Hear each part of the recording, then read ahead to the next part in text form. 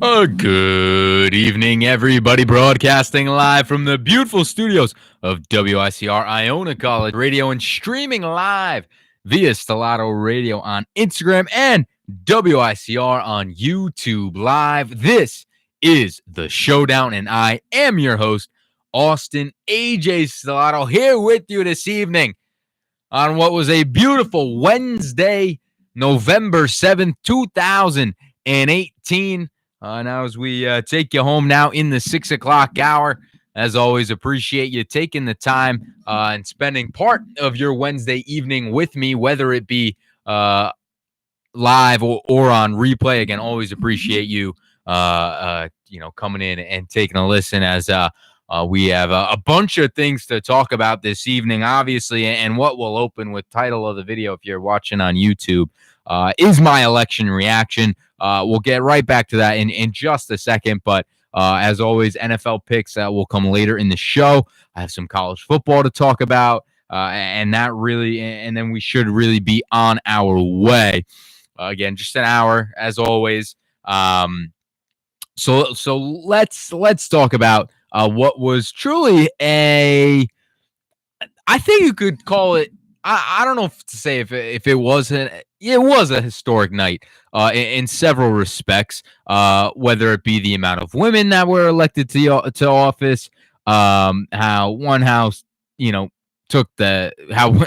one party took the House, the other gained seats in the Senate. Just sort of a lot to unpack with yesterday, and it's just sort of my first thoughts now.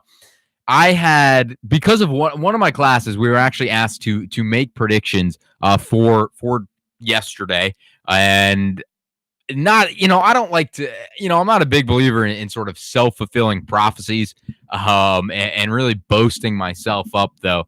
But if you do follow me on Twitter, I, not only did I submit the predictions to the professor, and I took a picture of them so I knew what I had, but I also tweeted out my predictions as well. And in case you're not following me on Twitter, which I think you should be, to be completely honest, I offered some of my predictions, and sort of the first vague prediction is that I predicted that the Democrats would win the House. Now, I had seen some models where it was going to be, plus 30, maybe on the plus 50, huge Democratic majority. Now, I was a little bit more, I don't want to use the word conservative, but I was not as bullish or as aggressive in that sort of range of picking of how many seats they would hold the majority by, or how many more seats they would have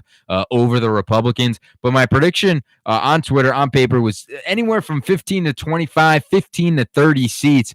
And it's looking like that, is going to be what it is. As of right now, via Politico, they have it 223 Democrats and 197 Republicans. That's good for 26, with 15 districts with yet to report. So that is right on the cusp of my 15 to 30, more seats. I guess you could call it a majority.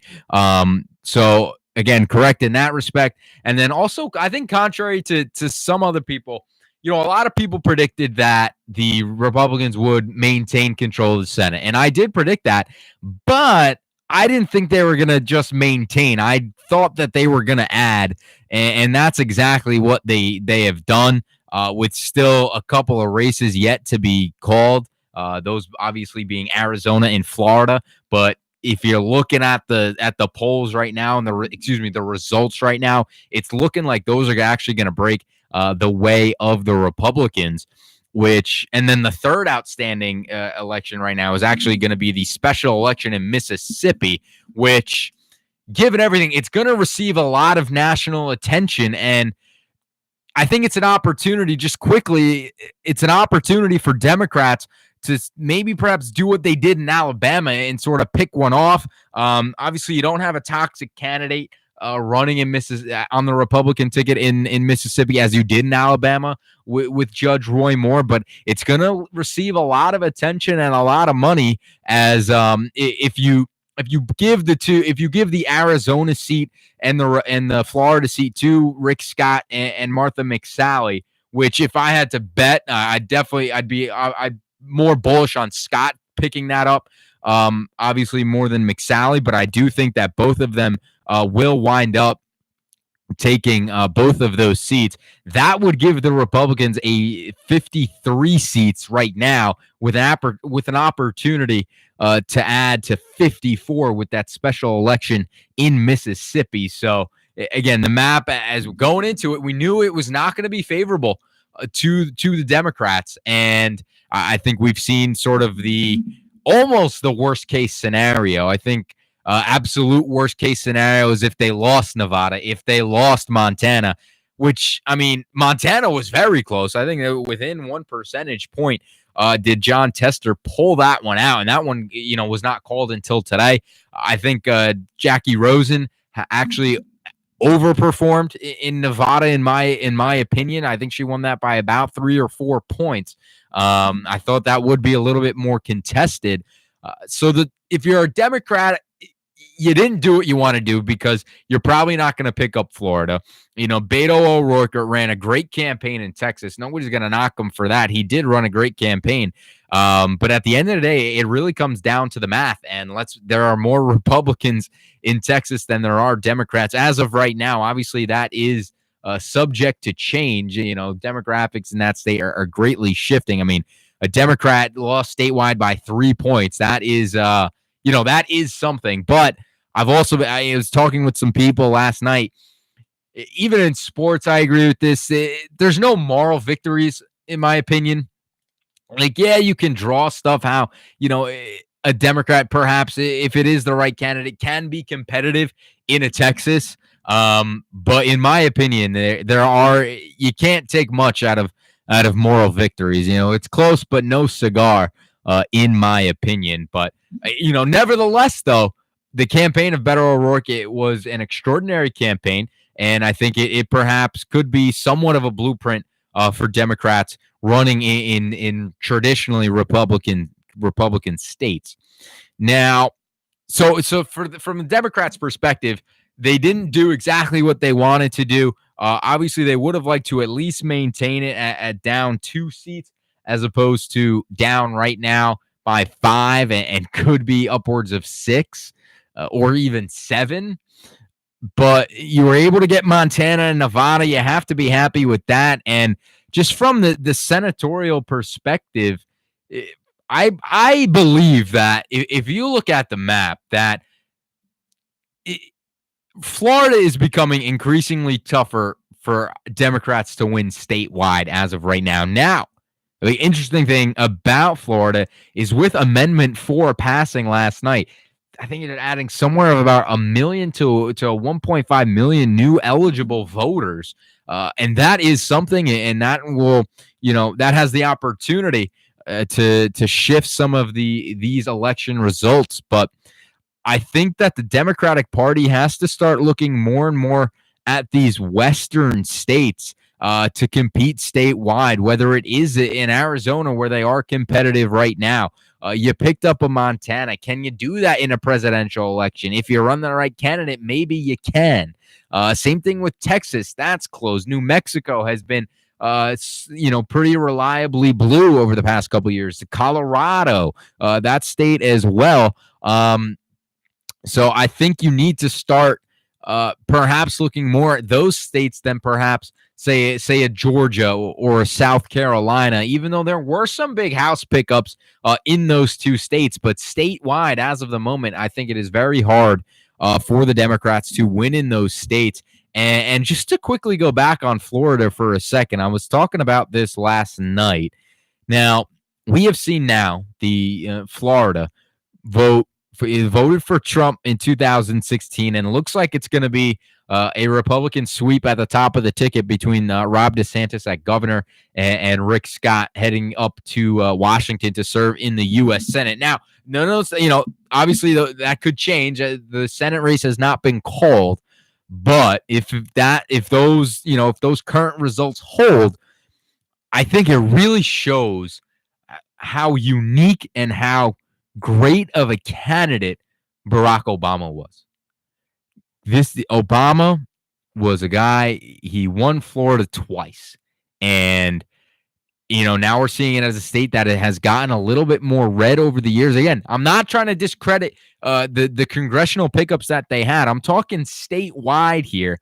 Again, Rick Scott has been the governor, was the governor for 8 years. This was a governorship with Jeb Bush for a while. So this is a state that statewide, it also elected Marco Rubio, but it's also a state that voted for Obama twice. And I think that's more credit to Barack Obama and the way he is as a campaigner, in my opinion, just one of the best orators of our time. And, you look at just to talk about the Democratic Party for a little bit. I think it should be very interesting to see where this goes going forward. I think I'm going to break this up into 2 segments. I think I'm going to be talking sort of nationally for this segment right now, and then we'll touch on some more of the local stuff in the next segment. Thought I could do it all in one, but let's devote the needed time to cover all my bases here. But the Democratic Party, obviously, now they do control the House of Representatives. By how much? It's slim, but to be honest, a lot of it is about appointing those committee chairs, and I'm sure they would rather have, I think they're happy with the results, and there were some big upsets and some key, some more traditionally Republican districts, especially in the House. Now, just to quickly talk about, again, the other thing I think is very actually encouraging for the Democrats in terms of the Senate perspective is the 3 states that tipped at the end that gave Trump the presidency in 2016, Pennsylvania, Wisconsin, and Michigan. I think it was about 80,000 votes was the difference between all those 3 states combined, less than 1%, over the course of those 3 states. And I believe 56 electoral votes between those 3 states. They put Trump over that 270 margin back in 2016. But all of these states, these 3 in particular, reelected their Democratic senators. And in addition to that, in Pennsylvania, in Michigan, and Wisconsin, they all elected Democratic governors. So I do think that is very encouraging for Democrats. Now. The governor's races were a little bit more close, and the Senate races were kind of, weren't as close. So obviously the local factor does play a role, and I'm not trying to discredit that. But if you're looking statewide, these are states that are blue states at the moment in terms of both at least one of their senators and their governor. And I think that is very encouraging for the Democratic Party, considering those are 3 states that tipped in the favor of Donald Trump and the Republicans back in 2016. Another one of those states that played a key role was Ohio. We're looking at sort of that Rust Belt a little bit there between, it's up against the lakes from Minnesota down to Pennsylvania. These, Ohio reelected their Democratic governor, Sherrod Brown, I believe, but also elected another Republican governor. Now, I don't know too much about that governor's race. I don't really know where I forget his name off the top of my head, maybe DeWine, but I may be confusing that. I'm not sure if he was more of a moderate, much like the way John Kasich was. But again, in sort of those races, especially in states like Ohio, where it's going to be a toss-up all the time, I think it's more all politics are local rather than all politics are national at the governor's level in a state like Ohio. But I could be wrong. Again, I am in no way, shape, or form a political an expert on the politics of Ohio. But I do think it is very interesting how they both elected a Democratic senator, reelected him, and elected another Republican governor to succeed John Kasich. So some interesting stuff out of there. We're going to step aside right now, but more reaction when we come back. I'll talk a little bit more about the New York races, some big flips in the House in the U.S. House, especially in 3 key New York districts that aided that net gain. You probably heard about it, net gain of 23 seats. He had about 3 of those 23 flipped came from the great state of New York. So we'll step aside, but more when we come back. So stick around. Back after this.